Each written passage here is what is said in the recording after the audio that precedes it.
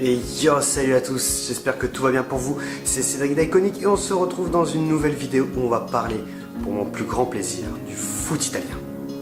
Ah, la Serie A, le Calcio, championnat mythique de par ses stars iconiques et ballons d'or, son style de football connu et reconnu, ses grandes équipes qui donnent la chair de poule.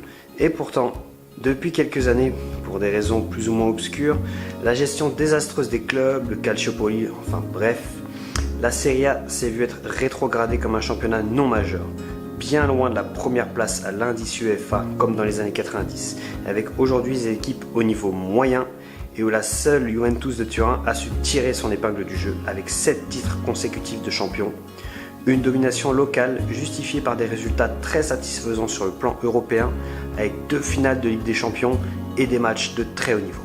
Mais voilà, la vieille dame devait se sentir un peu seule malgré l'an passé une bonne saison du Napoli qui a fait douter jusqu'au bout les Bianconeri. Mais cette année, le mercato est agité comme jamais en Italie. Plus d'1 milliard d'euros dépensés, du jamais vu évidemment, pas loin des clubs anglais. Il y avait bien longtemps qu'on n'avait pas autant parlé du marché des transferts transalpins. Cristiano Ronaldo est arrivé à la Juventus de Turin qui n'a jamais semblé aussi armé pour remporter la Champions League.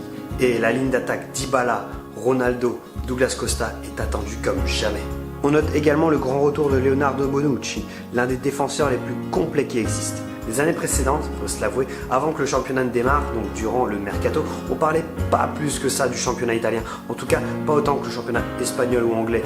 Cette année, ça a vraiment changé. Les clubs transalpins ne semblaient pas armés pour remporter la Champions, mais cette année, ils sont dans toutes les têtes. Parce que, outre la Juventus, l'Inter Milan fait, elle, son retour en Ligue des Champions. Et de quelle manière?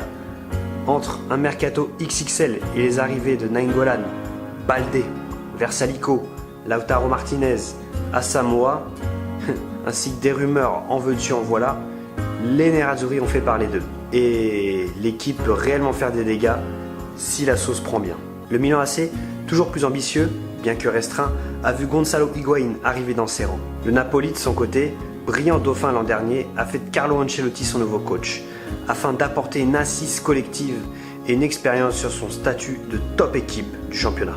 Bref, sur le papier, on a de réelles bonnes équipes. Et il y a bien longtemps que le championnat italien n'était pas apparu comme aussi excitant et passionnant.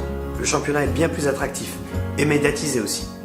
De là à dire qu'il va rivaliser sportivement avec le championnat espagnol ou médiatiquement avec le championnat anglais, on n'y est sans doute pas encore.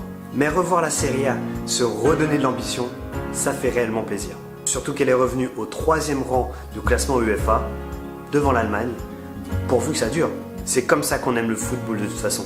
Des grandes équipes qui renaissent, un championnat avec des bons joueurs, des grands joueurs et des stars, des vraies stars.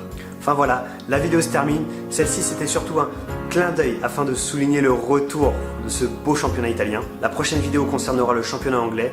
Il y a pas mal de choses à dire donc l'analyse sera plus poussée. En attendant, portez-vous bien. Je vous dis à très bientôt et n'oubliez pas, vivez passionné. Vous vivrez vieux et heureux. Peace!